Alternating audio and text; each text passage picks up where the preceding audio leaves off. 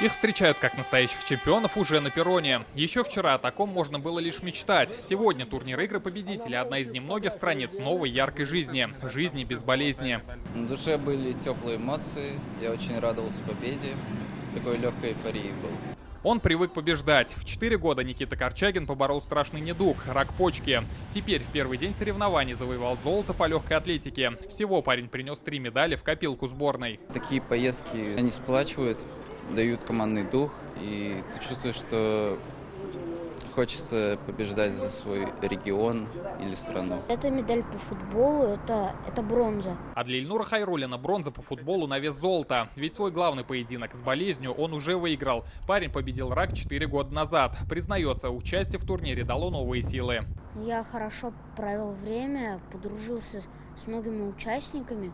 Там очень было хорошо. Эти игры собрали в Москве 500 ребят из 15 стран мира. Они приехали, чтобы плавать, стрелять, играть в футбол, шахматы и настольный теннис. Поездку для татарстанской команды организовал фонд Анжелы Вавиловой. Дети уже сами себя перебороли.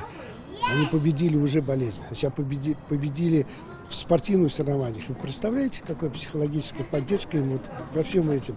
Ну мы что, мы их тренируем, мы готовим их. Нам представляют стрельбища, бассейны, беговые дорожки. 6 медалей, из которых 2 золотые. Такой результат показала татарстанская сборная. Хотя каждый из них уже выиграл в своем главном поединке за жизнь. Рамиль Галиуллин, Рамзиль Гарипов, ТНВ, Казань.